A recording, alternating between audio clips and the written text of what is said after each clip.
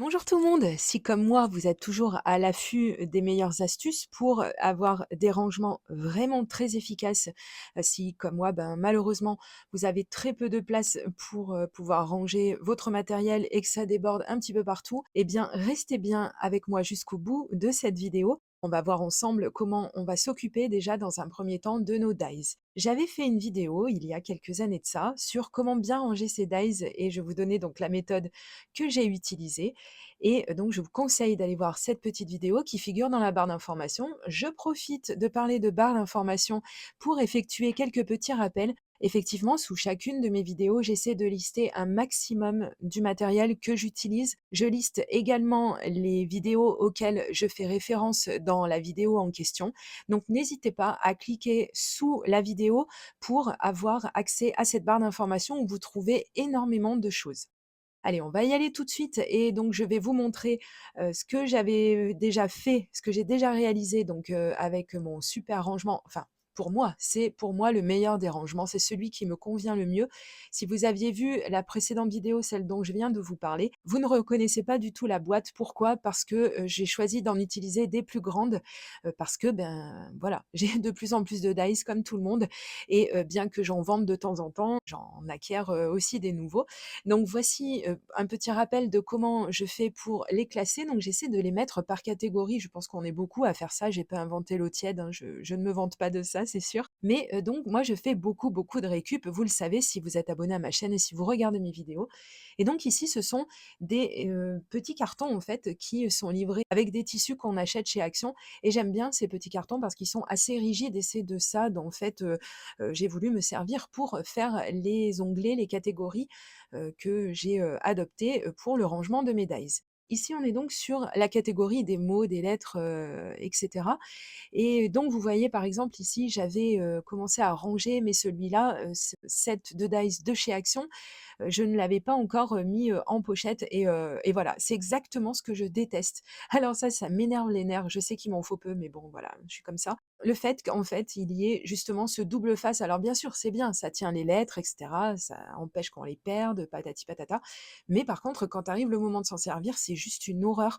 Donc je préfère effectivement, ranger ça sur des feuilles magnétiques et comme ça, au moins, et ben ça tient ce que ça tient, c'est vrai, parce que par moment, c'est pas encore ça, mais je suis en train d'améliorer justement ce classement et c'est pour ça que je fais une petite update de la première vidéo que j'avais faite. On va parcourir rapidement un petit peu, certains des dice que j'ai, puisque j'ai un deuxième bac, hein, comme celui-ci, avec d'autres catégories et cetera. Mais là, c'est vraiment pour vous donner quelques idées si vous aussi vous cherchez un rangement qui peut-être, vous conviendrait le mieux. Vous voyez, je n'ai pas mis, sous pochette, avec feuille magnétique tous les dice que je possède. Il y en a certains que j'ai souhaité laisser dans leur, pochette d'origine, je ne sais pas pourquoi. Il y en a certains, j'ai voulu, surtout les dies, de marque, de grandes marques, pour moi, j'ai préféré garder le packaging.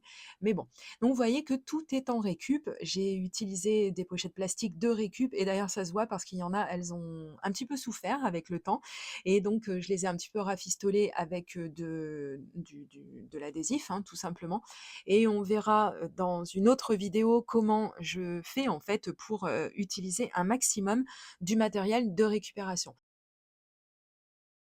J'ai une autre sorte de pochette, alors celle-ci, ce sont des pochettes qu'on peut acheter, je crois, chez Jiffy ou chez Centracor.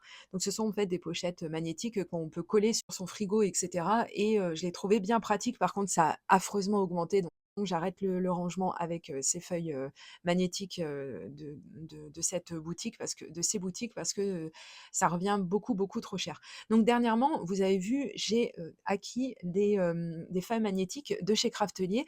Je vous les ai montrées au début et je vous en avais parlé, je les trouve un poil pas assez rigides, mais on va voir un petit peu plus loin comment du coup je vais, pouvoir, m'organiser et je pense que vous allez comprendre puisque si je vous parle de matériel de récup, vous comprendrez aisément que je vais encore utiliser de la récupération pour pouvoir donner quelque chose d'un tout petit peu plus rigide à l'arrière de mes feuilles, magnétiques puisqu'en fait, au plus elles seront rigides et moins les dies auront tendance à se décoller. Donc c'est pour ça également, pour prévenir la perte de dies que je mets des pochettes plastiques autour, je pense que vous avez compris. Je trouve ça vraiment, vraiment efficace. Après, il y a certains dies qui n'entrent pas dans ce genre de classement, c'est-à-dire, par exemple, des dies que je vous ai montrés ou que je vous montre à l'écran actuellement. Un die de 6X que j'ai depuis, X années et dont je ne veux pas me débarrasser, même si je m'en sers pas tous les 4 matins.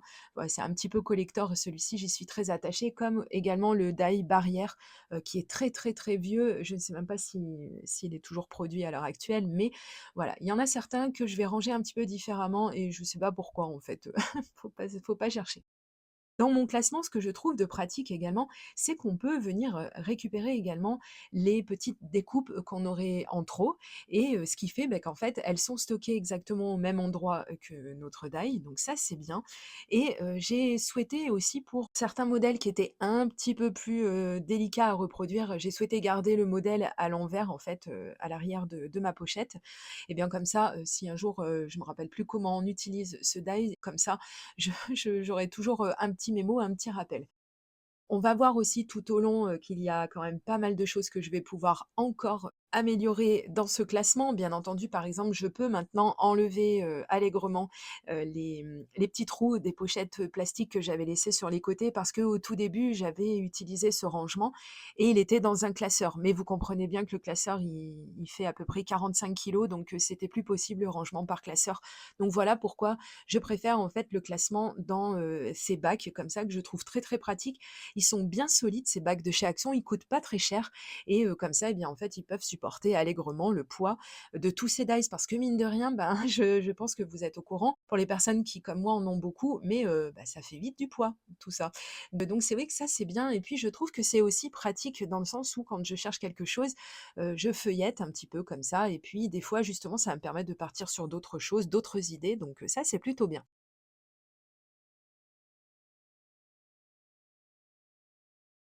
J'ai choisi également d'intégrer dans ce classement, à la toute fin, les petites choses en fait qu'on peut acheter pour sa Big Shot, enfin pour sa machine de découpe. Donc notamment, par exemple, le silicone rubber, donc le tapis silicone dont je vous ai parlé dans une vidéo, précédente et qui permet de faire plein de choses. Donc il y a des petites plaques comme ça qui viennent se rajouter sur, nos machines. Donc j'ai trouvé opportun de les laisser en fait, avec mes dies. J'ai également gardé les documents qui venaient avec ma bonne vieille Big Shot. Moi je suis une conservatrice, c'est comme ça. Et donc voilà pour ce petit classement et on va commencer. C'est le petit bonus pour celles qui sont restées jusqu'à la fin de la vidéo. Je ne vais pas prendre encore 10 minutes pour vous expliquer comment, je procède pour, venir, rigidifier un petit peu, ces fameuses feuilles magnétiques de chez Craftelier. Je vous invite à vraiment rester connectés parce que je vais refaire une vidéo un tout petit peu après, là, dans quelques jours, pour vous montrer un petit peu comment je procède. Donc là, vous voyez, j'ai pris ce fameux set de dies de chez Action, alors oui, c'est très bien, c'est pratique, comme je l'ai dit, le double face, mais je préfère quand même le fait que, étant donné que ce soit retenu par le pouvoir magnétique de la feuille, eh bien, c'est beaucoup plus facile à coller, redécoller, et cetera et on n'a pas de l'adhésif double face qui vient déchirer notre papier.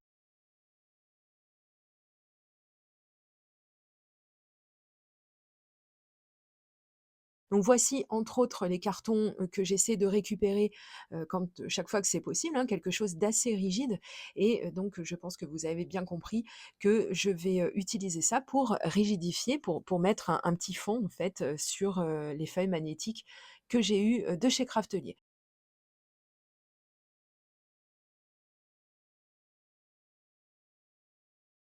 Donc si justement vous voulez chercher ces feuilles, je vous les mettrai dans la barre d'informations, tout comme mon super massicot dont je vous, parle très, très régulièrement parce que lui aussi je l'ai eu de chez Craftelier et comme vous voyez, il coupe très, très bien la cartonnette donc ça c'est super et c'est vrai qu'avec un massicot guillotine comme ça, c'est tout de suite, beaucoup plus simple et beaucoup plus propre et puis comme ça on peut découper des choses un petit peu plus épaisses.